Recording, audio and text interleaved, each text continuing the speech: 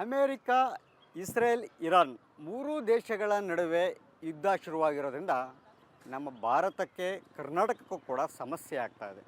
ಯಾವ ರೀತಿ ಸಮಸ್ಯೆ ಆಗ್ತಾ ಇದೆ ಆಗಿದ್ರೆ, ಗ್ಯಾಸ್ ಸಮಸ್ಯೆ.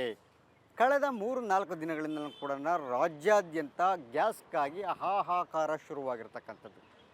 ಹಾಗಿದ್ರೆ ಈ ಯುದ್ಧ ಯಾವಾಗ ನಿಲ್ಲಬಹುದು? ಈ ಯುದ್ಧದಿಂದಾಗಿ ರಾಜ್ಯಕ್ಕೆ ಇನ್ನೂ ಏನೆಲ್ಲ ಸಮಸ್ಯೆಗಳು ಆಗಬಹುದು?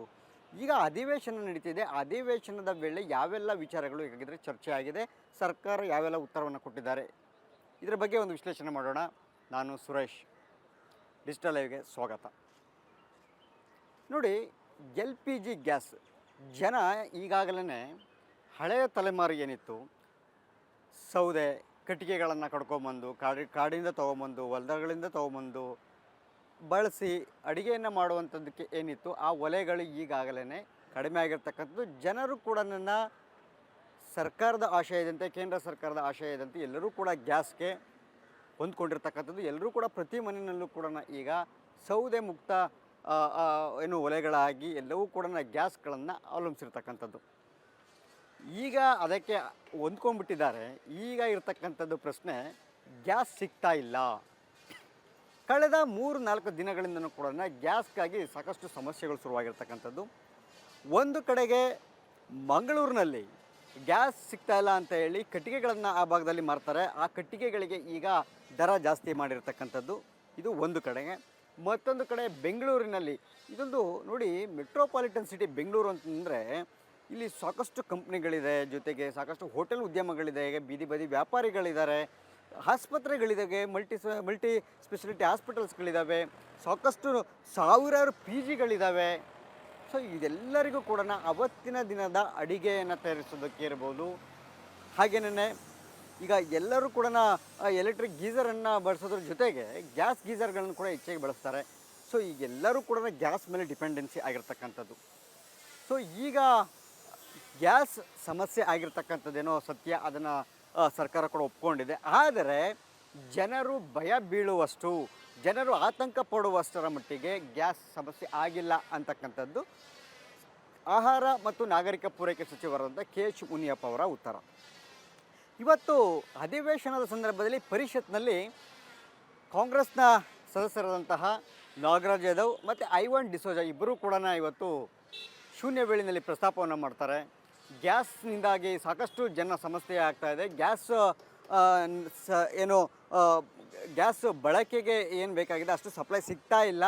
ಸೊ ಸಾಕಷ್ಟು ವ್ಯತ್ಯಯ ಉಂಟಾಗಿದೆ ಅಂತ ಹೇಳಿ ಪ್ರಸ್ತಾಪವನ್ನು ಮಾಡ್ತಾರೆ. ಇದಕ್ಕೆ ಉತ್ತರ ಕೊಟ್ಟಂತಹ ಸಚಿವ KH ಮುನಿಯಪ್ಪ ಅವರು ಭಾಳ ಸುದೀರ್ಘವಾಗಿ ಹೇಳ್ತಾ ಹೋಗ್ತಾರೆ. ನಿನ್ನೆ ಮತ್ತು ಇವತ್ತು 2 ದಿನಗಳು ಕೂಡ ಇದೇ ವಿಚಾರವಾಗಿ ಚರ್ಚೆ ಆಗಿರ್ತಕ್ಕಂಥದ್ದು. ಅದರಲ್ಲಿ ಆಹಾರ ಮತ್ತು ನಾಗರಿಕ ಪೂರೈಕೆ ಸಚಿವರಂತಹ KH ಮುನಿಯಪ್ಪ ಅವರು ಅಧಿವೇಶನಕ್ಕೆ ಬರೋದಕ್ಕೂ ಮುಂಚೆನೇ ಬೆಳಿಗ್ಗೆ ಆಯಿಲ್ ಕಾರ್ಪೊರೇಷನ್ ಅವರ ಜೊತೆಲಿ, ತೈಲ ಕಂಪನಿಗಳ ಜೊತೆ, ಅಧಿಕಾರಿಗಳ ಜೊತೆ ಸಭೆಯನ್ನು ಮಾಡಿ ಆ ನಂತರ ಅಧಿವೇಶನಕ್ಕೆ ಬರ್ತಾರೆ. ಅಲ್ಲಿ ಸಭೆಯಲ್ಲಿ ವ್ಯಕ್ತ ಆಗಿರ್ತಕ್ಕಂತಹ ಅಂಶಗಳನ್ನೆಲ್ಲವನ್ನೂ ಕೂಡ ಪೂರಕವಾಗಿಟ್ಟುಕೊಂಡು ಬಂದು ಅಧಿವೇಶನದಲ್ಲಿ ಮಾತಾಡ್ತಾರೆ. ಅಲ್ಲಿ ಅವರು ಒಂದು ಕರೆಯನ್ನು ಕೊಡ್ತಾರೆ. ಯಾರೂ ಕೂಡ ಗಾಬರಿಯಿಂದಾಗಿ ಗ್ಯಾಸ್ ಸಿಗ್ತಾನೇ ಇಲ್ಲ ಅಂತ ಹೇಳಿ ಹೆಚ್ಚಿನದಾಗಿ ಬುಕ್ಕಿಂಗ್ ಮಾಡೋದನ್ನು ನಿಲ್ಲಿಸಿ, ಜೊತೆಗೆ ಬೆಂಗಳೂರಿನಲ್ಲಿರ್ತಕ್ಕಂತಹ ಹೋಟೆಲ್ ಉದ್ಯಮಿಗಳು ಸಹಕರಿಸಬೇಕು ಅಂತ ಹೇಳ್ತಾರೆ. ಅಂದರೆ ಗ್ಯಾಸ್ನ ಸಮಸ್ಯೆ ಆಗಿರ್ತಕ್ಕಂಥದ್ದು ನಿಜ. ಸೊ ಹೀಗಾಗಿ ಒಂದು 10 ದಿನಗಳ ಕಾಲ ಗ್ಯಾಸ್ ಪೂರೈಕೆಯಲ್ಲಿ ವ್ಯತ್ಯಯ ಆಗುತ್ತೆ, ಹೀಗಾಗಿ ಸಹಕರಿಸಬೇಕು ಅನಿವಾರ್ಯವಾಗಿ ಅಂತಕ್ಕಂತಹ ಒಂದು ಮಾತನ್ನು ಬೆಂಗಳೂರಿನ ಹೋಟೆಲ್ ಉದ್ಯಮಿಗಳಿಗೆ ಹೇಳ್ತಾರೆ. ಇದು ಒಂದು ಕಡೆ. ಮತ್ತೊಂದು ಕಡೆಗೆ ಇನ್ನು ನಾಗರಿಕರು ಡೊಮೆಸ್ಟಿಕ್ ಬಳಸ್ತಾರೆ ಗ್ಯಾಸು, ಇದಕ್ಕೆ ಯಾವುದೇ ರೀತಿಯ ಸಮಸ್ಯೆಗಳಿಲ್ಲ. ಏಕೆಂತಂದರೆ ಸಹಜವಾಗಿ ಒಂದು 4-5 ಜನ ಇರ್ತಕ್ಕಂಥ ಒಂದು ಕುಟುಂಬಗಳಿಗೆ ಒಂದು ಗ್ಯಾಸ್ ಅಂದರೆ ಕನಿಷ್ಠ ಅಂದರೆ 2 ತಿಂಗಳು ಬರುತ್ತೆ.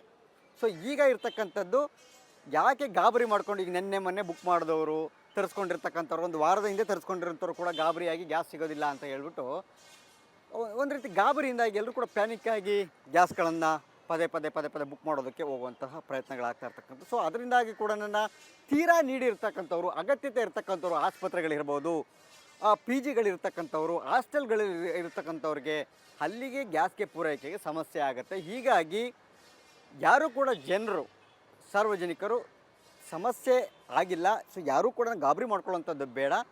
ನಾಗರಿಕರಿಗೆ ಪೂರೈಕೆ ಆಗುವಂಥ ಡೊಮೆಸ್ಟಿಕ್ನಲ್ಲಿ ಯಾವುದೇ ರೀತಿಯ ವ್ಯತ್ಯಾಸಗಳಾಗೋದಿಲ್ಲ. ಗಾಬರಿ ಮಾಡ್ಕೊಂಡು ಎಲ್ಲರೂ ಕೂಡ ಏಕಾಏಕಿಯಾಗಿ ಗ್ಯಾಸ್ಗೋಗಿ ಬುಕ್ಕಿಂಗ್ ಮಾಡುವಂತಹ ಅಗತ್ಯತೆ ಇಲ್ಲ ಅಂತಕ್ಕಂಥ ಮಾತನ್ನು ಒಂದು ನಾಗರಿಕರಿಗೆ ಸರ್ಕಾರದ ಪರವಾಗಿ ಸಚಿವರಾಗಿ ಒಂದು ಮನವರಿಕೆಯನ್ನು ಮಾಡ್ತಾರೆ, ಕರೆಯನ್ನು ಕೊಡ್ತಾರೆ. ಇದು ಒಂದು ಕಡೆ. ಮತ್ತೊಂದು ಕಡೆ ಬೆಳಿಗ್ಗೆ ಆಯಿಲ್ ಕಾರ್ಪೊರೇಷನ್ ಅವರ ಜೊತೆ ಸಭೆ ಮಾಡಿದಂಥ ಸಂದರ್ಭದಲ್ಲಿ ವ್ಯಕ್ತ ಆಗಿರ್ತಕ್ಕಂತಹ ಅಂಶಗಳಂತಂದರೆ, ಈಗಾಗಲೇ ಇರಾನ್ನಿಂದ 2 ಹಡಗುಗಳು ಗ್ಯಾಸನ್ನು ಹೊತ್ತಿರ್ತಕ್ಕಂತಹ ಹಡಗುಗಳು ಈಗಾಗಲೇ ರಾಜ್ಯಕ್ಕೆ ಸಮೀಪ, ಅಂದರೆ ನಮ್ಮ ದೇಶಕ್ಕೆ ಸಮೀಪ ಆಗಿರ್ತಕ್ಕಂಥದ್ದು ಬಂದು ತಲುಪಿರ್ತಕ್ಕಂಥದ್ದು. ಇದು ಒಂದು ಕಡೆ. ಆದರೆ ಇನ್ನೂ 10 ಹಡಗುಗಳು ಏನಿದೆ, ಇನ್ನೂ 10 ಹಡಗುಗಳು ಬರುವಂತಹ ಸಾಧ್ಯತೆಗಳು ದಟ್ಟವಾಗಿರ್ತಕ್ಕಂಥ, ಅದು ಕೂಡ ಇನ್ನೊಂದು 8 ರಿಂದ 10 ದಿನದ ಒಳಗಡೆ ಈ ಸಮಸ್ಯೆ, ಈಗ ಏನಿದ್ದಿರ್ತಕ್ಕಂಥ ಗ್ಯಾಸ್ಗಾಗಿ ಸಮಸ್ಯೆ, ಈ ಸಮಸ್ಯೆ ಶಾಶ್ವತವಾಗಿ ಸರಿ ಹೋಗುತ್ತೆ ಅಂತಕ್ಕಂಥದ್ದು KH ಮುನಿಯಪ್ಪ ಅವರ ಒಂದು ಮಾತು.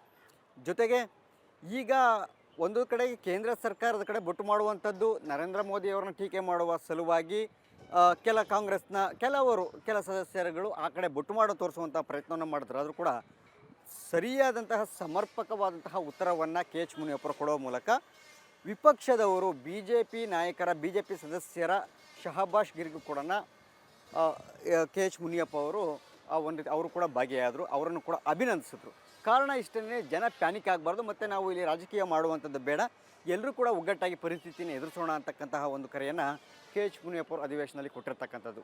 ಈಗ ಇರತಕ್ಕಂಥದ್ದು ಪ್ರಮುಖವಾಗಿ ಬೆಂಗಳೂರು ಒಂದು ಬೃಹತ್ ನಗರ, ಮೆಟ್ರೋಪಾಲಿಟನ್ ಸಿಟಿ. ಇಲ್ಲಿ ಹೋಟೆಲ್ಗಳಿಗೆ ಹೆಚ್ಚಿನದಾಗಿ ಸಮಸ್ಯೆ ಆಗ್ತಾಯಿದೆ. ಸೊ ಹೀಗಾಗಿ ಹೋಟೆಲ್ ಉದ್ಯಮಿಗಳು ಸಹಕರಿಸಲೇಬೇಕಾಗಿರ್ತಕ್ಕಂಥದ್ದು. ಯಾಕೆಂತಂದರೆ ಅನಿವಾರ್ಯವಾಗಿ ಹೋಟೆಲ್ ಉದ್ಯಮವನ್ನು ಕಡಿತ ಮಾಡ್ಬೋದು ಅಥವಾ ನಿಲ್ಲಿಸ್ಬೋದು ಒಂದು ತಾತ್ಕಾಲಿಕವಾಗಿ. ಆ ರೀತಿಯ ಸಮಸ್ಯೆಗಳು ಯಾಕೆಂದರೆ ಇನ್ನೊಂದು 2 ದಿನ ಹೋದರೆ ಆ ರೀತಿ ಉದ್ಭವ ಆಗಲೂಬಹುದು. ಯಾಕೆಂತಂದರೆ ಸದ್ಯಕ್ಕೆ ಕಮರ್ಷಿಯಲ್ ಪರ್ಪೋಸ್ಗೆ ಪೂರೈಕೆ ಆಗಬೇಕಾದಂತಹ ಗ್ಯಾಸು ಅಷ್ಟು ಕೊಟ್ಟು ದೊಡ್ಡ ಮಟ್ಟದಲ್ಲಿ ಆಗುವಷ್ಟು ಗ್ಯಾಸ್ ಪೂರೈಕೆ ಇಲ್ಲ ಅಂತಕ್ಕಂಥದ್ದು ಸರ್ಕಾರದಿಂದ ಬಂದಿರತಕ್ಕಂಥ ಉತ್ತರ. ಅದು ಆಯಿಲ್ ಕಾರ್ಪೊರೇಷನ್ನವರು ಅಧಿಕಾರಿಗಳೇನಿದೆ ಅವರು ಕೂಡ KH ಮುನಿಯಪ್ಪ ಅವ್ರಿಗೆ ತಿಳಿಸಿರ್ತಕ್ಕಂಥದ್ದು. ಸೊ ಹೀಗಾಗಿ ಭಾಳ ಸ್ಪಷ್ಟವಾಗಿ ಹೇಳಿದ್ದಾರೆ KH ಮುನಿಯಪ್ಪ ಅವರು, ಸದ್ಯ ಡೊಮೆಸ್ಟಿಕ್ಗಳಿಗೆ ಯಾವುದೇ ರೀತಿಯ ಸಮಸ್ಯೆಗಳಿಲ್ಲ. ಆದರೆ ಇರ್ತಕ್ಕಂಥ ಕಮರ್ಷಿಯಲ್ ಅವ್ರ ಪರ್ಪೋಸ್ಗೆ ಏನು ಬಳಕೆ ಮಾಡ್ತಾರೆ ಅವ್ರಿಗೆ ಸಮಸ್ಯೆ ಇರ್ತಕ್ಕಂಥದ್ದು. ಆದರೆ ಕಮರ್ಷಿಯಲ್ಗೂ ಕೂಡ ತೀರಾ ಎಸೆನ್ಷಿಯಲ್ ಇರ್ತಕ್ಕಂಥದ್ದು ಒಂದು ಹಾಸ್ಟೆಲ್ಗಳು, ಶಾಲಾ ಮಕ್ಕಳುಗಳು, ಶಾಲಾ ಕಾಲೇಜು ವಿದ್ಯಾರ್ಥಿಗಳು, PGನವರು ಇರ್ತಕ್ಕಂತಹ ಏನು ಹಾಸ್ಟೆಲ್ಗಳಿರುತ್ತೆ, ಅಂತಹ ಹಾಸ್ಟೆಲ್ಗಳಿಗೆ ಪೂರೈಕೆಯನ್ನು ಮಾಡ್ತಾರೆ. ಅದರಲ್ಲಿ ಯಾವುದೇ ರೀತಿ ವ್ಯತ್ಯಯ ಆಗದಂತೆ ನೋಡ್ಕೊಳ್ಬೇಕು ಅಂತ ಹೇಳಿ ಜಿಲ್ಲಾಧಿಕಾರಿಗಳಿಗೂ ಕೂಡ ಕರೆಯನ್ನು ಕೊಟ್ಟಿರ್ತಕ್ಕಂಥ ಮತ್ತು ಸೂಚನೆಯನ್ನು ಕೂಡ ಕೊಟ್ಟಿರ್ತಕ್ಕಂಥದ್ದು. ಇದು ಒಂದು ಕಡೆ. ಮತ್ತು ಆಸ್ಪತ್ರೆಗಳು ಏನಿದೆ, ಆಸ್ಪತ್ರೆಗಳಿಗೂ ಮತ್ತು ಔಷಧಿಗಳನ್ನು ತಯಾರು ಮಾಡ್ತಕ್ಕಂತಹ ಕೆಲ ಕಂಪನಿಗಳಿರ್ತವೆ, ಫ್ಯಾಕ್ಟರಿಗಳು, ಅಲ್ಲಿಯೂ ಕೂಡ ಗ್ಯಾಸ್ನ ನೀಡ್ ತುಂಬ ಅವಶ್ಯಕತೆ ಇರುತ್ತೆ. ಸೊ ಅಲ್ಲಿಯೂ ಕೂಡ ಯಾವುದೇ ರೀತಿಯ ವ್ಯತ್ಯಯ ಆಗದಂತೆ, ಅಂದರೆ ತೀರಾ ನೀಡಿರ್ತಕ್ಕಂಥದ್ದು ತುಂಬ ಎಸೆನ್ಷಿಯಲ್ ಸರ್ವೀಸನ್ನು ಪ್ರೊವೈಡ್ ಮಾಡೋಂಥವ್ರು ಯಾರಿರ್ತಾರೆ ಅವರೆಲ್ಲರಿಗೂ ಕೂಡ ಗ್ಯಾಸನ್ನು ಕಮರ್ಷಿಯಲ್ ಆದರೂ ಪರವಾಗಿಲ್ಲ ಮಾಡ್ತಾರೆ, ಪೂರೈಕೆಯನ್ನು ಮಾಡ್ತಾರೆ. ಅದರಲ್ಲಿ ಯಾವುದೇ ರೀತಿ ವ್ಯತ್ಯಯ ಆಗದಂತೆ ನೋಡ್ಕೊಳ್ತೇವೆ ಅಂತ ಹೇಳಿದ್ದಾರೆ. ಏಕೆಂದರೆ ಎಲ್ಲವೂ ಕೂಡ ಚೈನ್ ಲಿಂಕು. ಒಂದು ಕಡೆಯನ್ನು ಆಸ್ಪತ್ರೆಗಳಿಗೆ ಇರ್ಬೋದು ಅಥವಾ ಏನೋ ಈ ಮೆಡಿಸಿನನ್ನು ತಯಾರು ಮಾಡ್ತಕ್ಕಂಥ ಕಂಪ್ನಿಗಳು, ಅಲ್ಲೇನಾದ್ರು ಸಮಸ್ಯೆ ಆದರೆ ಮತ್ತೆ ಬೇರೆ ರೀತಿಯ ಚೈನ್ ಲಿಂಕ್ ಶುರುವಾಗುತ್ತೆ.